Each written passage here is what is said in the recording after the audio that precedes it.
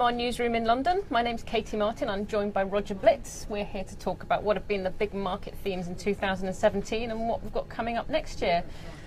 Roger, we've got there. We've finally got We're limping to the end. We are limping to the end of the year. Do you feel like you've been through a mincing machine? I mean, what's your kind of takeaway from this year? I feel we started the year just really not having a clue what it was going to be like. Donald Trump had just been elected. We were facing a year of all sorts of mayhem. He was going to build walls, he was going to introduce huge trade protectionism everywhere, and no one quite knew how it was going to play out. We did have this actually quite strong conviction that he was going to do tax cuts, he was going to do lots of infrastructure spending, and therefore we were going to see a strong dollar rally. Well, that's the thing, like FX funds have had the worst year ever. Yes. Compared to something you can roughly describe as a kind of beta benchmark for currencies. The market went into 2017 thinking, right, dollar's going to be higher across the board, inflation's going to pick up, precisely because of what Trump had planned, and then actually it turned out that inauguration day for the dollar was the peak. Yes, and the dollar index is ending the year about 10% lower than when it started.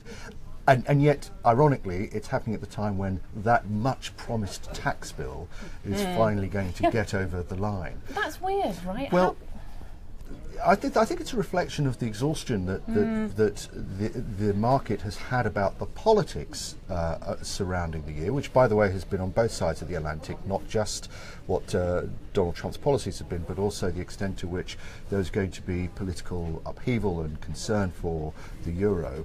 And European assets, so that's been turned on its head as well. So we've actually been quite exhausted by the whole politics. What we've seen is, I think, the market wanting to focus much more on the fundamentals, and actually that has really been the main story of the year.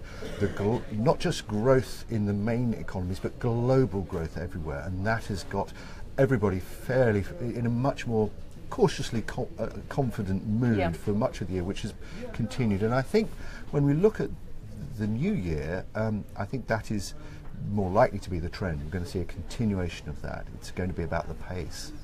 Just going back to the dollar slightly, I know there is a school of thought that next year is going to be a horrible one for the dollar, partly because of the continuation of those trends, as you say. Europe has sailed through this supposed storm of political risk it was supposed to be having this year with German elections and with the Catalan situation. And the French elections. And the French elections, of course. Actually, what we're finding now is that inflation is picking up modestly but quite nicely in the Eurozone. And central banks like the European Central Bank and even the Bank of Japan are sort of tinkering with starting to pull back on stimulus. Actually, this could be a horrible year for the dollar, which had an outsized positive run on the back of the yield differentials between 2011 2016. It could be a really bad run for the dollar. It could be.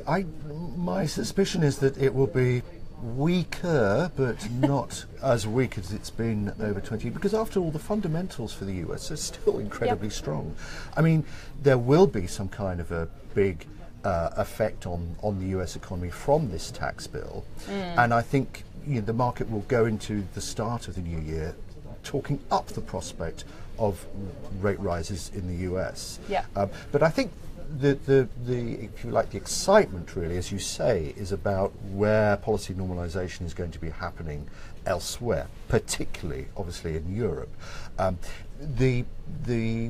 I talk about the pace, I think what we've seen from Mario Draghi, the ECB, is to take things very, very slowly, very softly, and there's no reason to suspect that he's going to speed that up, except, as you say, if inflation suddenly surprises to the upside. It's almost like a race between the US and the East and Europe, which is going to have that surprise uptick in inflation first, and then I think we'll see the market rally behind that particular side of the Atlantic. But I think most people at the moment are expecting that all the momentum is going to be, or rather more of the momentum is going to be with the euro. As someone put it to me, it's easy to talk about if one currency, if the euro is strong, therefore the dollar is weak. In actual fact, both currencies have reasons to believe that there is momentum, there's a rally on their side. And that tends to make investors at the moment fairly cautious about the size and the scope of what they still expect to be a Euro-led 2018. Yeah. And I mean, I don't know about you, but I saw the most recent European Central Bank press conference from Mario Draghi. It's a bit of a victory lap, actually. He was saying, growth is up across the board, inflation's coming back to target. We're much more confident that we're going to hit our target than we used to be. It's been a pretty good year for him, right? It has, and he's actually, I think, been an extremely good year in terms of telegraphing and communicating that. There have been moments previously whereby the market has overreacted, both to him underselling, and the other way around. But I think that people have been, if we go back to 12 months ago. People were really focused on those French elections, and nothing could get in the way. Once we got that out of the way, all the Eurozone data actually supported a strong recalibration, rethink about the ECB, this huge current account surplus that they were having, and actually what we're now seeing is that growth across Europe is no longer a big Germanic issue. It's happening everywhere. It's happening in Greece, for goodness sake. And so if that's that great sustained thing going on, then that's going to be extremely positive for the ECB. Of course, the other element is that, as I was saying about global growth, people are feeling much more confident because a lot of the risk areas, particularly in emerging markets, are starting to reduce. And actually we're seeing that in terms of in the political side. I think people will be buoyed, for example, by the Cyril Ramaphosa winning the ANC leadership, and that signals that actually, some of those risk asset areas, particularly South Africa, are starting to look a little bit more secure. A little bit. The exception here is always Turkey, but that's a whole other discussion. One big theme that has been very prevalent this year, I mean, you've talked about how we've had lots of macro news, we've had lots of political news, but people are bored stiff in markets. It's been just an incredibly quiet year. I think there's some analysis from Bank of America Merrill Lynch that shows that volatility in the Dow Jones index has been in the smallest range since 1900. That's quite a while ago, right? I mean, why have markets been so very sleepy?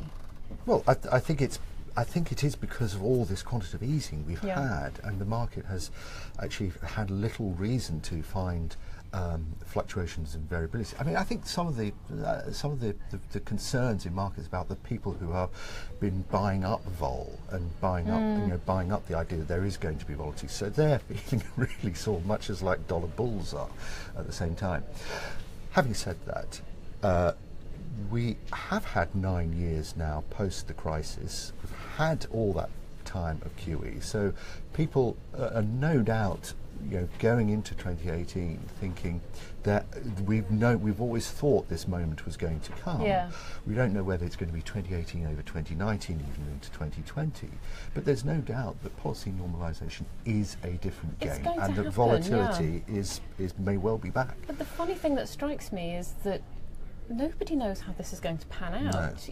Because we are through the looking glass, because markets have been so anaesthetised by QE, that you have, for example, in euro terms, I think I'm right in saying you get less compensation as a fixed income investor from buying Eurozone investment grade credit than you do US Treasuries. I mean, there are some really weird, certain rules have been broken and no one quite knows how that's going to work when the stimulus is withdrawn. As you say, everyone's saying we think it's going to be a big deal, we think markets are going to move around a lot, but no one can honestly say how they think this is going to pan out. And there are analysts out there who, for example, think that the scale of, for example, ECB QE has been so enormous that even as it starts to get withdrawn, the bond market still isn't going to come off. Yes. And I think all those correlations, as you say, that's part of the unsettling of this. People like to look at those charts and say, well, the currency moves like this because the money markets do this, the bond markets do that. But those correlations are starting to break down. The question is, does it matter that much, and are we going? And is it a reflection of these new times, these new uncertain times? I suspect it is, but at the same time, I don't think that we will see central banks moving in a jerky way. I think we will continue to see the kind of coordination was a feature of 2017. We did have this moment in this Portuguese resort of Sintra in which they started one by one. The Bank of England, the Bank of Canada, the ECB, one by one, in a semi-coordinated way, started talking about the need for rate normalisation. Now that's the talk. The walk is, I think, going to be even more coordinated, and I think I think the other factor we need to look at is the extent to which inflation starts tripping up that process, and I think the market will be worried about whether the conviction behind rate normalisation is going to start being undone by a lot of the metrics, most certainly inflation. Yes, because one of the things that has enabled markets to be so steady over this past year is that growth has been kind of doing nicely, and it's been very synchronised globally, but also inflation has been under control, and that has kept the bond market very steady. Yes. There is a concern out there, particularly given that a continuation of that pattern is the consensus for 2018, that if something goes wrong, if inflation somehow picks up faster than policymakers are expecting, then a lot of things could go pear-shaped all at once, and we're at such extreme valuations that it could be pretty ugly. It could be. I think I prefer to see actually inflation on the upside, and obviously everybody's looking for this wage growth moves, and I think where we will see market reaction is much more about inflation surprises on the upside. I actually think that the various central bank policymakers, Janet Yellen, Mario Draghi, have actually keep talking about worrying less about inflation, despite what we've also heard them say over the course of the year. At the same time, there is a tendency, I think, not to get too panicked about low inflation. And I think what we will see is that that as inflation moves to the downside, the market will ignore broadly. Inflation surprises to the upside, the market will pick up very quickly. It's very quickly, Roger, I cannot wrap up this conversation without using the B word. Bitcoin has had... Oh, I thought it was going to be Brexit. I'm over it. Oh, good. Bitcoin has been just bonkers. To what extent do you think there are any systemic risks building up here? The smart money is saying there is none. There's a lot of people who are going to be parted with their cash pretty easily, but there's no systemic risk here. What do you reckon? I don't know. The more I read about Bitcoin, the less I understand. I suppose we're all kind of assuming that at some point the rug will be pulled. Some central bank or some Department of Justice enforcement operation will go into a Bitcoin exchange and say, right, that's close enough. it down. There's a money laundering charge here and there, and everybody will get panicked out. So, does that therefore infect other parts of the market, or is it self-contained? Is it on its own? And I think people will. I think investors will take yes, it is the flavour of the month in terms of talking about it. You can't move in a pub or in a restaurant. It's a cab driver thing now, right? Yeah. It is, and I think I suspect not. I don't think it will have that knock-on effect. But hey, it makes good stories for us, right? Plenty to write about. Oh my goodness, loads of that. No shortage. We're going to have to leave it there, Roger. Thanks very much.